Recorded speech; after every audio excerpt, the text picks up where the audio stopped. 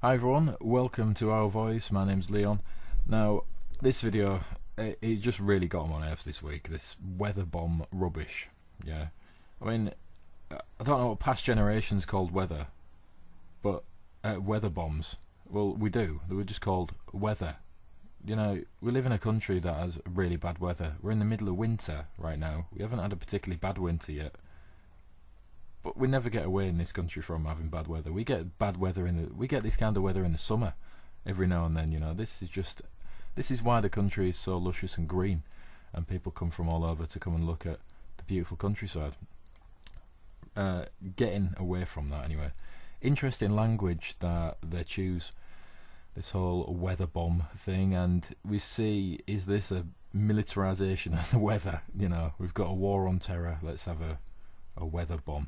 You know, I wouldn't be surprised if ISIS are behind this weather bomb, actually. Maybe one to look out for. Anyway, so while we're on the subject of weather bomb, I just thought this highlights perfectly how this all plays into the rhetoric of climate change. Now, if you notice that they don't call it global warming anymore, because obviously that can be debunked very easily, so now they have to call it climate change, so that any kind of weather can be classed as change in the weather. So it's got warm today, that's climate change. It got cold tomorrow, the next day, climate change. All your fault for exhaling CO2, obviously. So I just thought I'd just put a few interesting articles together. We got, first of all, we got the nice graph there showing that obviously if you just take one little tiny bit, measure it from here maybe, and say, Jesus, look how much the temperature's rising, or measure it from there, say, oh my god, look how quickly the temperature is declining. And this doesn't even take into account ice ages and stuff like that, what have happened previously. I mean, come on, what the hell caused ice ages? Was we there driving diesel trucks and stuff like that up and down the motorways? Come on. Yeah, another interesting one. Obviously we all have seen the polar bear that's just huddled up looking all sorry for itself on that one last little piece of ice. Obviously polar bears can't swim, so he's going to die when he falls off that ice. Yeah. And yeah, we're all told that polar bears are dying, they're all going extinct, and it's all your fault for breathing out. Yeah, don't forget that. Because obviously putting a tax on the air that you breathe out will definitely bring polar bears back to life.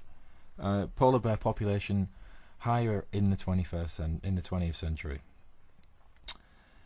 So, if we can just get this to scroll down, which it won't. Yeah, the polar bear population is at 20,000 to 25,000 bears, up from as low as 5,000 to 10,000 bears. So, that's pretty interesting, isn't it? What have we got here? Obviously we get told that the sea ice is diminishing and reducing every single year because you're such a bad person.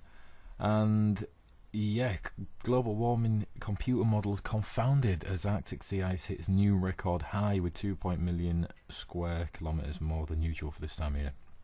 That's a UN computer model. I mean, I can't believe a UN computer model is wrong. I can't believe it. They are. I mean, they're like gods, yeah. Obviously, they're our modern day gods.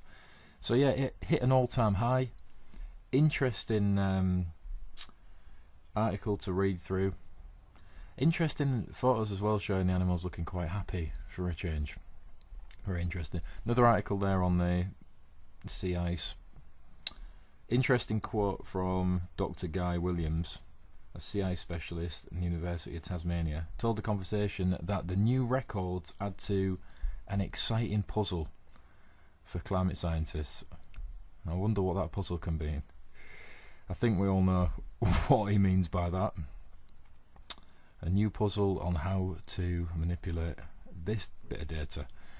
Now, obviously there was a lot of big uproar about the climate gate come out from East Anglia University, and there's a lot of people who said it was just complete fallacy and made up and stuff like that. And I mean, you know, to those people I say go back to watching I'm a Celebrity and stuff like that. That's not to, you know, make assumptions on people, but seriously, a lot of this stuff's really dull and uninteresting to read, and I understand why a lot of people don't dig into it. And there's a lot of misinformation out there before you get to the actual cold hard facts. And yeah, it is the equivalent of eating just watery porridge. But unfortunately, sometimes that's what you need, and the facts are the facts. So, getting into this, the University of East Anglia broke the law when dealing with requests for climate change data, according to the UK Information Commissioner's Office.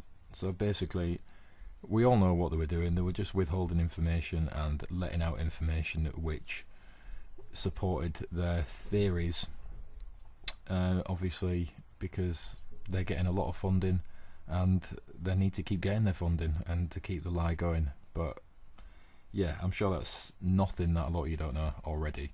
But yeah, just wanted to go back to the weather bomb thing, and it's just this perpetual fear they seem to want people in. And the language, as I say again, really interesting. A weather bomb. Does it just play into the whole rhetoric of constant fear and terrorism, and now we're going to get terrorized by the weather? It's just really, we should just delete that bit. It's just weather raises risk of severe gales for Scotland. Any Scottish person will tell you they get weather up there, like we do in England, like you do in Wales, like you do in Ireland, like you do on any of this little island. We've always had horrendous weather, and yeah, in the middle of winter, so no such thing as a weather bomb. It's just weather.